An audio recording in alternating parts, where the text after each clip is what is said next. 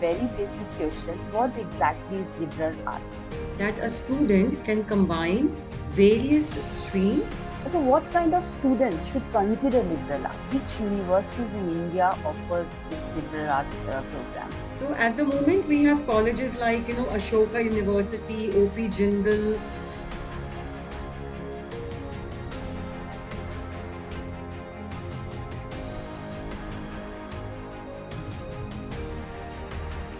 So hello everyone and welcome back to our channel.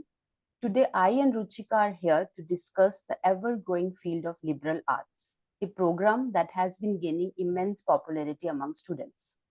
So thank you Ruchika for joining me today. It's my pleasure to be here, Sonia. Okay. So let's begin our conversation with a very basic question. What exactly is liberal arts? See, liberal arts is an interdisciplinary system of education. Now, what does that mean? It means that a student can combine various streams or disciplines, as it is called in liberal arts, from sciences, which includes physical sciences, natural sciences, to commerce, which includes accounts, business studies, economics, and to design, performing, and fine arts, and finally to humanities, all the subjects that come under humanities. So, what happens in liberal arts is it allows students to interact with various disciplines to understand their interconnectedness. Mhm. And it's a big myth that liberal art programs only include subjects or disciplines under humanities or performing arts or fine arts. Hmm. That's not true. Right. Liberal arts give an opportunity to students to study different subjects from across the academic spectrum. If I have Hmm. to give an example to make it more clear, one can, for example, a student can choose to specialize in biology, but at the same time study, say, psychology or philosophy because they are interested in knowing those subjects as well. Or a Mhm. student can choose to specialize, say, in accounts or business studies, but at the same time can also study, say, history or literature if it piques their interest.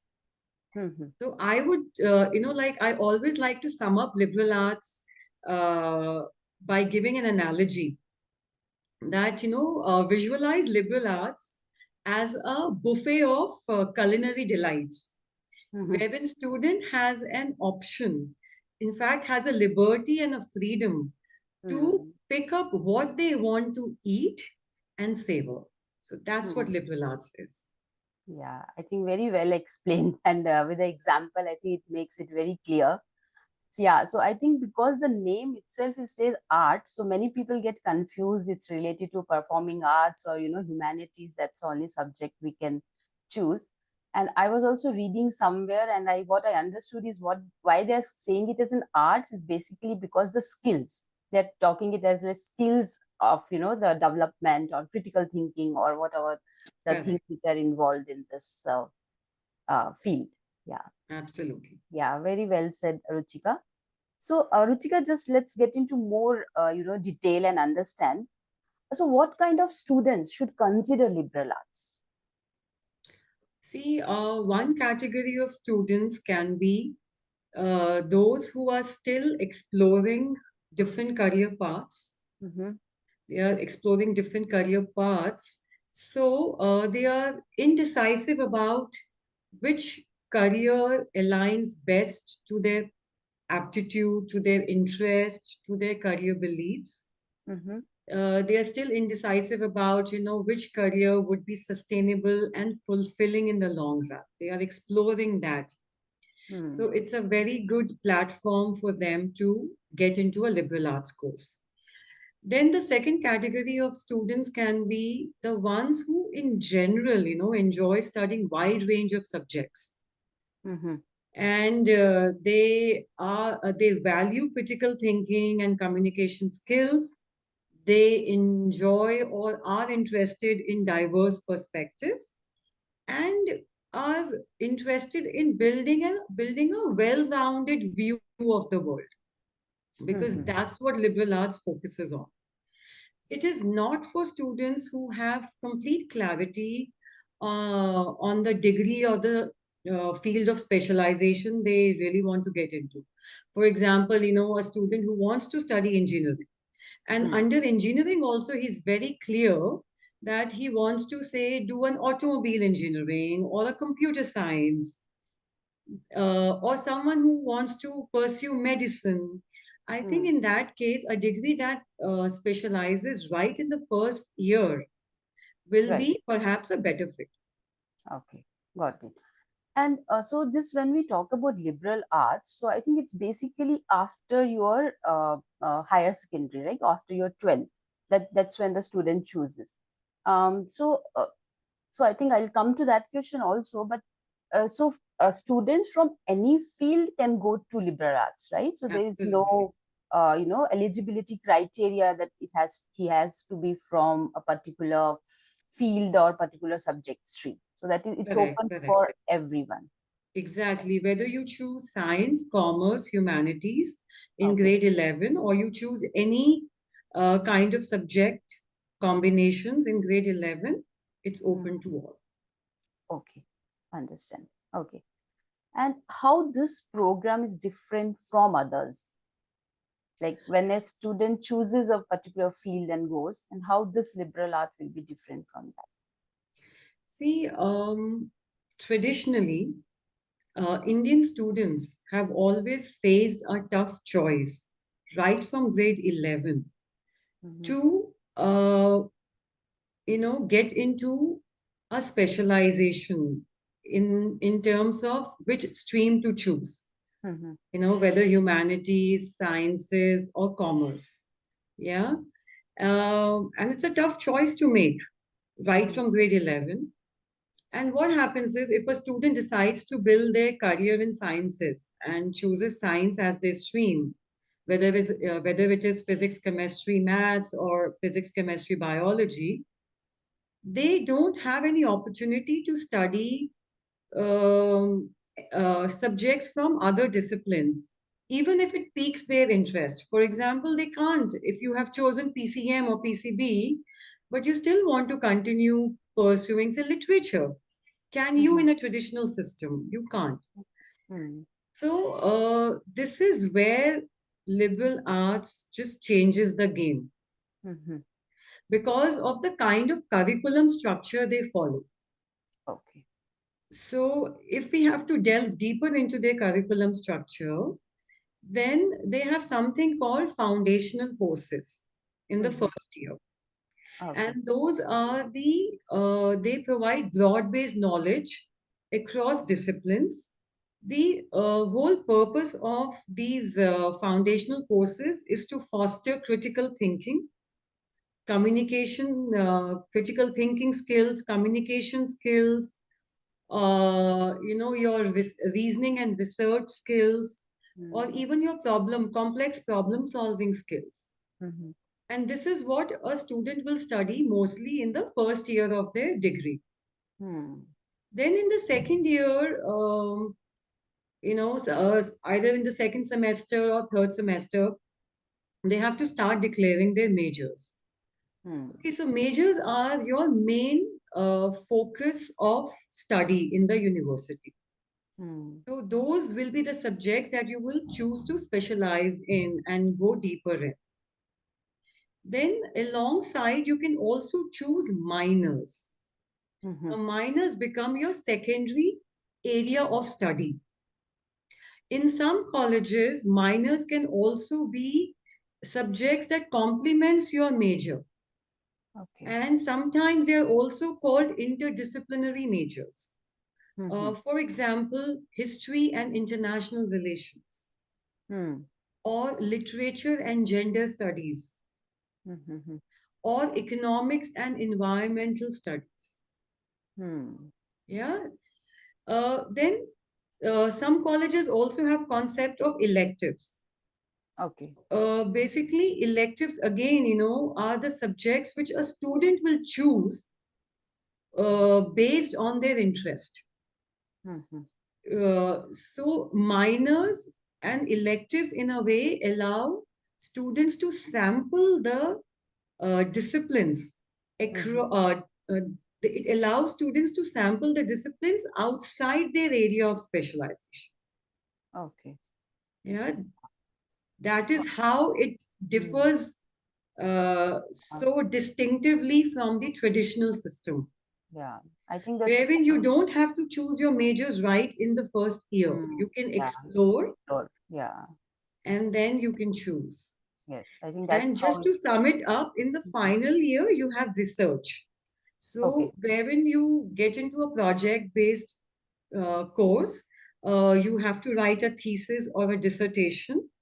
And what you do is you go deeper into your area of specialization through Mm-hmm. conducting a research, analyzing data, and finally writing a comprehensive paper to demonstrate your critical thinking and communication skills.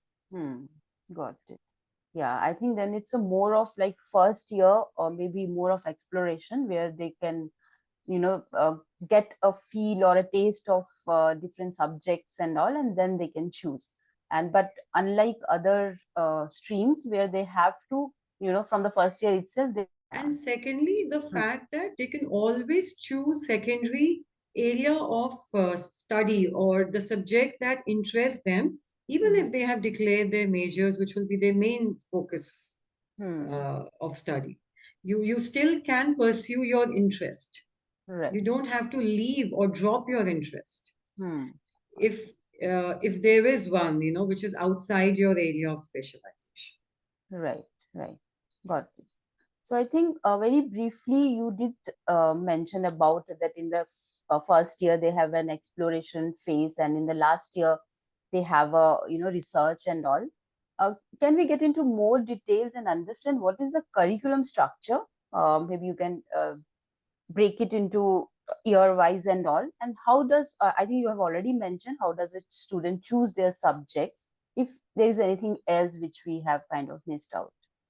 See, an undergrad is a 4-year program, Okay. yeah, in liberal arts. So in the first year, the foundational courses are mandatory Mm-hmm. because the aim is to develop and enhance certain skills and traits, like I mentioned, collaboration, communication, critical thinking, research, problem solving, because this forms the crux Mm-hmm. or the foundation. That's why the name foundation courses of the program. Then some colleges ask for declaring majors in from Yeah. the third semester Hmm. or the fourth semester. Hmm. Hmm. Yeah. So that's when you declare your majors. You get time in the first year as well as half of your second year Okay. to explore various disciplines, to understand what exactly you would like to specialize. So you Okay. get that time. Okay. And sometimes majors are also not cast in stone. Hmm. You can, I think, till your third year, till the beginning of the third year, also you can Hmm. shift your majors. Okay. Um, and majors, like I said, will be your core study area. Mm-hmm. So you can choose to major, like if you want to go in the field of medicine, you can choose subjects which are related to that field, like a Hmm. biology, or depending upon what you want to specialize in. Can be a biology, a psychology, Hmm. a chemistry. These can Hmm. become your majors, yeah. And then alongside, you choose your electives or minors. Okay. So it's a 4 years program. It's a 4-year program. Okay. And you have an option. Some colleges give you an option to exit after 3 years also, in case Okay. you don't want to get into the research and writing dissertation. Of course, the name of the degree is slightly different. Mm-hmm. Like from BA honors, if you're doing a BA honors or a BSc honors, You will get that honors only after 4 years. Right. But if you exit after third year, I think name is Yeah. slightly. Little different. Okay. And Ruchika, can you let us know which universities in India offers this liberal art program? So now we have a plethora of universities in India offering liberal arts program, and this number is only growing Mm-hmm. because more and more parents, students, teachers, subject matter experts are realizing Mm. the importance of providing a liberal arts kind of an education which is so interwoven and interconnected across the disciplines. So at the moment we have colleges like Ashoka University, OP Jindal in Sonipat. Mm-hmm. Then we have Flame in Pune. We Mm-hmm. also have Symbiosis School of Liberal Arts in Pune. Okay. Then we have Kriya, Okay. located in Shri City. And Mm-hmm. we have Azim Premji University in Bangalore. We have Bennett University and Shivnadar University in Greater Noida. So these are few of the universities that are like a top of the mind recall for me. Right. But of course, there are more. Okay, yeah. And I think nowadays, because of this new education policy, which 2020 they have released, so there also I think they have what they have done is, or what they have said is that lot of importance they have given to interdisciplinary, studies or interdisciplinary curriculum.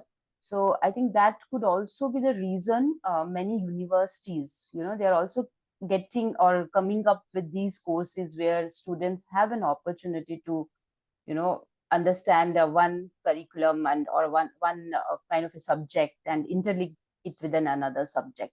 I think that is, Absolutely. yeah. You are absolutely right. There are many universities or colleges under those universities who may Mm, not be, full-fledgedly liberal arts colleges, but they are yeah. introducing programs which Mm, are aligned to the liberal arts philosophy. Like yeah. a college that comes to my mind is Lady Shri Ram College in Mm-hmm. Delhi, under Delhi University. Right. So, that college has been in existence for Yeah, it's the decades. one of the top colleges, I think. Yeah. Correct. But Right. now they are also imbibing the liberal arts philosophy for many of their programs and courses. Right. So more and more colleges are recognizing the need for it, and they Mm, are imbibing and introducing such programs in their curriculum. right. Yeah. And so what is the admission process of getting into these liberal art colleges? See, they follow what is called a holistic admission process. Okay. So the first step is to appear for an aptitude test. Mm-hmm. Okay, this aptitude test is similar to SAT or the ACT test that you Mm-hmm. give when you are applying for foreign universities. In fact, many colleges, liberal art colleges in India, also accept SAT or ACT scores for their undergrad, for admission in their undergrad courses. So Okay. that is the first step. You need to pass that aptitude test. Mm. The second step, of course, is to fill up the college application form, which is published on their official website. Now, in this college application form, they ask for a lot of details. So, of course, the first and foremost is your academic records. Mm-hmm. And many colleges ask for academic records from grade 9 to grade 12. Okay. So they want to see your academic record for last 4 years. And then followed by your extracurriculars, any social work, community service, any sports endeavor, any accomplishments there, any volunteering, Mm. internships, if any, basically any and every noteworthy detail that Okay. can make your college application stand out Mm-hmm. and make it unique and attractive to the admission committee. Mm. Then the third step is to write a personal essay, Mm-hmm. which is about 500 to 1,000 words. Now, liberal art colleges, they review these personal essays in greater depths. Mm-hmm. Okay, this is a very important piece in the whole admission process. So, it is very important for the student to do a thorough job and be as honest as they can about themselves. Because you know what a college is trying to look at through this personal essay is to know who is the actual candidate behind this application form. Mm-hmm. What are the aspirations of that candidate? What is the value system of the candidate? What are his beliefs? What has his experiences been? And does his value and his aspirations align to the college's culture and ethos? And can his experiences in some way bring a lot of value on table for college as well? So they are trying to look at a perfect match. Right, right. And Mm-hmm. of course, the last step is to appear for a personal interview. If Okay. you pass all the other levels Mm-hmm. and you reach the last stage, then you have to appear for a personal interview, which is with the admission panel. And some colleges also ask for LORs, the letter of recommendations from teachers and counselors. Okay, got it. And so some of these universities, do they have their own entrance tests or See, that depends upon the course also. okay, Like few of the design courses will have, perhaps will have their specific entrance test. okay. But you know, if you are, applying for a BA honors or a BSc honors, it's largely an aptitude test. But Mm-hmm. entrance exams are very case to case Hmm. specific and course specific. Like few of the courses may have, Hmm. but it is not like, JE or NEET or no, you don't have entrance exams like that, but you do have an aptitude test, like I said, and maybe some entrance exams specifically for the particular course. Course. Okay, got it. And Ruchika, just we'll also let our viewers know about what would be the average fee structure of these universities. See, average fees annually Mm-hmm. range somewhere from 5 lakhs to 12 lakhs per annum. Okay. So it is expensive in Hmm. comparison to our traditional colleges, Courses. Hmm. and the fees varies depending upon the institute, the Mm-hmm. location, India abroad, or courses, whether it's undergrad, postgrad. So it depends on all that. It is definitely more expensive. It is still um, quite an expensive course to pursue. If you see if it is between 5 to 12 per annum and it's a 4-year course, then you can do the maths. Yeah, I know. Yeah. Okay. And but it is still significantly lower than pursuing the liberal arts program from anywhere abroad. Hmm.